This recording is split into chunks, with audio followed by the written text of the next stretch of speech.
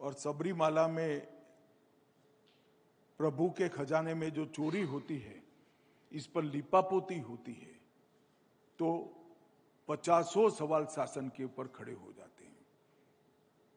जब आपके जनमानस की मैं बात करता हूं, मैं रिकॉर्ड नहीं देखा हूं, मैं जनमानस की, जनता की नजर में जब डाउट आपके खुद के मंत्री पर है, मंत्रियों पर है, तो आप कैसे न्यूट्रल जांच कर पाओगे? न्यूट्रल जांच सिर्फ करना जरूरी नहीं है, जांच न्यूट्रल दिखना भी चाहिए। और कैसे आप जनता को विश्वास कराओगे? इसीलिए मैंने आज एक और कार्यक्रम में मुख्यमंत्री जी के सामने मांग रखी है कि सबरीमाला के खजाने की चोरी का मामला, सोने की चोरी का मामला किसी न्यूट्रल एजेंसी के साथ जांच करानी चाहिए। और इसलिए जरूरी है कि हरेक को शासन में विश्वास होना चाहिए, हरेक को शासन में, सरकार में, तंत्र पर विश्वास होना चाहिए। और वो तंत्र प्रस्तापित करने के लिए सबरीमाला के गोल्ड चोरी का एक प्रकार से जांच न्यूट्रल एजेंसियों को देना चाहिए। मैं आज यहां पर करप्शन की भी बात करना चाहता हूं। ये LDF, UDF, UDF, LDF, LDF, UDF, ये परंपरा ने करप्शन को बढ़ाया है। एलडीएफ के शासन में जो करप्शन होता है, यूडीएफ इसकी जांच नहीं करती है। यूडीएफ के शासन में जो करप्शन होता है, एलडीएफ उनकी जांच नहीं करती है। अल्टीमेटली दोनों करप्शन करते हैं। आज मैं यहां से केरल की जनता के सामने 343 करोड़ का कोऑपरेटिव बैंक का घोटाला, इसकी जांच हुई क्या? नहीं हुई। एआई कैमरा का घोटाला, इसका कंक्लूसिव जांच हुआ? नहीं हुआ।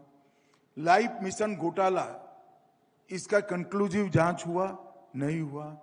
पीपीई किट की खरीदी का घोटाला, इसका कंक्लूसिव जांच हुआ? नहीं हुआ। एक रिश्वत कांड यूडीएफ के समय में हुआ जिसमें 100 करोड़ का घूस लिया गया, जांच नहीं हुआ। सोलर स्कैम, जांच नहीं हुआ। पुल का घोटाला, जांच नहीं हुआ। ये दोनों गठबंधन एक दूसरे के करप्शन को प्रोटेक्ट करते हैं। और अगर केरल की जनता को करप्शन से बाहर निकलना है, गवर्नेंस विदाउट करप्शन हम केरल में एस्टैब्लिश करना चाहते हैं, तो एक ही वे आउट है कि एनडीए की सरकार को एक बार मौका देना। एनडीए सरकार ही गवर्नेंस विदाउट करप्शन दे सकती है, डिलीवरी विदाउट डिस्क्रिमिनेशन दे सकती है, और vision without vote bank politics दे सकती है। और तीनों चीजें बहुत जरूरी है। गवर्नेंस विदाउट करप्शन, ये पारदर्शी गवर्नेंस लोकतंत्र को मजबूत करता है। डिलीवरी विदाउट डिस्क्रिमिनेशन, वो हमारे संविधान की मूल भावनाओं को ताकत देता है। और vision without vote bank politics एक सर्वांगीण विकास का मॉडल खड़ा कर सकता है। और ये हमने देश में कर कर बताया है। 11 साल से भारतीय जनता पार्टी की नरेंद्र मोदी सरकार ने इस पर बहुत बड़ा काम किया है। और हमने केरल के डेवलपमेंट के लिए भी बहुत काम किया। मैं आज इस मंच के माध्यम से यूडीएफ और एलडीएफ दोनों को पूछना चाहता हूं। 2004 से 14, 2004 to 14 यूपीए का सरकार था। एक प्रकार से एलडीएफ इसका सपोर्ट करता था। आपने 10 साल में केरल के डेवलपमेंट के लिए कितना फंड केरल को भेजा, इसका आंकड़ा उन्होंने सार्वजनिक करना चाहिए। और मैं मानता हूं केरल की जनता को अधिकार है कंपैरेटिव स्टडी करने का, कि आपने 10 साल शासन में रहे, केरल को क्या दिया, वो जानने का केरल की जनता का अधिकार है। क्योंकि वो केरल के प्रति आपका कितना लगाव है वो दिखाता है। अब वो तो देते नहीं है, मैं कई साल से पूछ रहा हूं, मगर मैं आज आंकड़े लेकर आया हूं और केरल कौमुदी के इस फंक्शन में देना चाहता हूं। 2004 to 14 72,000 करोड़ रुपया यूपीए सरकार ने दिया, 72,000 करोड़ रुपए। और 2014 to 24 अगेंस्ट 72,000 3,23,000 करोड़ रुपया नरेंद्र मोदी जी ने एनडीए सरकार ने भेजा, जबकि हमारी यहां सरकार नहीं है, यहां एनडीए पावर में नहीं है। फिर भी पिनराई विजयन कहते हैं कि हमें अन्याय हो रहा है। पिनराई विजयन जी, अन्याय केरल को आपके शासन में होता था, हमारे शासन में नहीं होता था। आपने सिर्फ 74,000 करोड़ दिया था, हमने 72,000 करोड़ की जगह 3,23,000 करोड़ दिया है। अदर देन 3,23,000 करोड़ हमने 22,000 करोड़ रुपीस इंफ्रास्ट्रक्चर डेवलपमेंट में दिया, 4,000 crore rupees road development, 15,000 crore rupees railway के लिए और 3,000 करोड़ रुपीस एयरपोर्ट के लिए। ये 22,000 करोड़ हमने अलग दिया है अर्बन डेवलपमेंट के लिए। अलापुजा, कन्नूर, कोची, कोल्लम, कोझिकोड, पलक्कड़, तिरुवनंतपुरम, त्रिशूर और गुरुवायूर अमृत योजना के तहत इसका अपग्रेडेशन करने का काम किया। तिरुवनंतपुरम और कोची दोनों को हमने स्मार्ट सिटी मिशन में लिया और जन विकास कार्यक्रम में लगभग 19 कम्युनिटी के इंफ्रास्ट्रक्चर प्रोजेक्ट्स को 130 करोड़ के फंड के साथ प्रधानमंत्री ने स्वयं हाथ में लिया है। आप डेवलपमेंट की बात करते हो और डेवलपमेंट के कारण हमें मोदी जी केरल के साथ अन्याय करे, ऐसा फॉल्स नैरेटिव खड़ा करने का प्रयास कर रहे हो। मैं यहां पर पिनराई विजयन जी को कह कर जाता हूं, अगर मेरे आंकड़ों में कोई भी कमी है या गलती है तो कल आप जरूर करेक्ट करेगा, वरना आप एक्सेप्ट कर लीजिए कि केरल को अन्याय हमने नहीं, आपकी सरकार ने किया है। ये बात आपको एक्सेप्ट करनी चाहिए। और सार्वजनिक जीवन में पारदर्शिता होनी चाहिए। आप आरोप कर कर, एलिगेशन कर कर भाग नहीं सकते हो।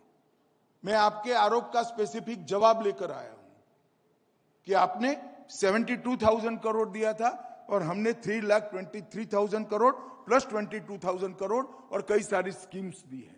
क्या जवाब दे सकते हैं आप? फिर भी अगर मेरे आंकड़े को आप झुठला सकते हो तो आप जरूर जवाब देना।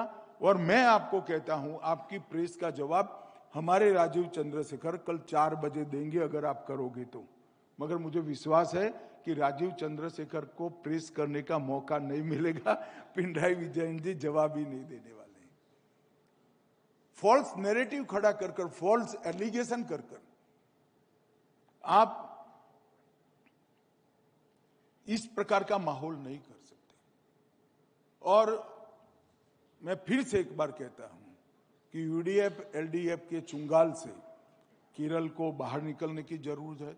एक नया जोश, नई सोच और नए उत्साह के साथ भारतीय जनता पार्टी और एनडीए की टीम तैयार है। मोदी जी के नेतृत्व में हम विकसित केरलम के कंसेप्ट को लेकर आगे बढ़ गए हैं, जिसमें विकास भी होगा, सुरक्षा भी होगी और आस्थाओं का, विश्वास का सम्मान भी होगा। एक कंप्लीट डेवलपमेंट का जो मॉडल है, इसको केरल की जनता स्वीकार करेगी और इसी से न्यू केरल की रचना होगी। और न्यू केरल होगा तो ही न्यू भारत, विकसित केरल होगा तो ही विकसित भारत बन सकता है। ये मेरी फर्म बिलीफ है।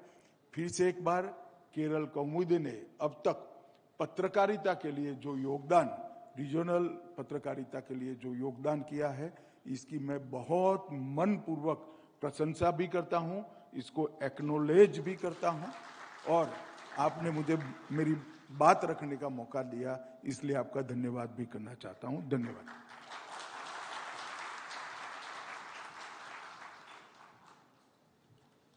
Thank you, Honorable Minister, for that inspiring speech. And let me apologize for not having a translator, but we promise that there will be a translation made available to everybody here and also to the common public that they can understand better. I am sure that most of us have understood here, but we will certainly give a translation in the coming. Respected Honorable Minister for Home and Cooperation, Sri Amit Shah ji, Sri Deepu Ravi, Chief Editor of Kerala Kaumudi, distinguished guests, media friends, ladies and gentlemen. As we come to the close of this truly inspiring Kerala Kaumudi Conclave team, the New India, a New Kerala, it is my happy privilege and distinct honor to propose a heartfelt vote of thanks on behalf of Kerala Kaumudi and all present here. First and the foremost, we extend our deepest gratitude to our esteemed chief guest, the Honorable Union Minister for Home and Cooperation, Sri Amit Shah Ji, for the inaugural address that he delivered with grace, and for your august presence.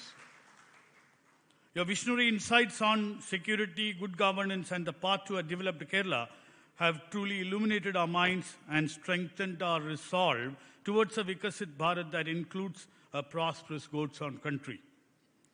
We are immensely thankful to Sri Deepu Ravi, Chief Editor of Kerala Kaumudi, for his inspiring presidential address and for conceptualizing this historic conclave as part of the Kerala Kaumudi's 114th anniversary celebrations. Our sincere thanks goes to Ms. Surabhi Krishna for the beautiful rendition of Vande Mataram.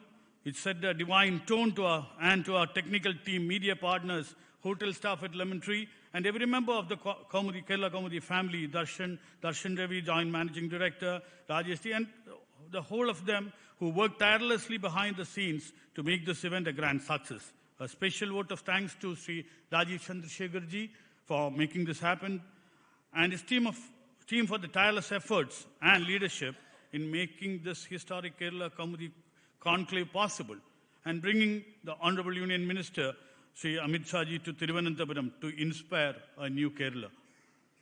A special word of appreciation to all the distinguished guests, Prakash Javadekar Ji, Muralidharan Ji, and all of you, the guests and delegates, the vibrant audience whose enthusiastic participation made today's discussions meaningful and memorable. As we carry forward the message of unity, progress, security, and holistic development, let us all commit to building a new Kerala as an integral part of New India. Kerala Kaumudi Conclave will continue with this initiative with a series, and I'm sure that you all will contribute towards it. Before I conclude, let me invite you all for a small high tea in the same hotel and upstairs, and kindly join us for that. Once again, thank you.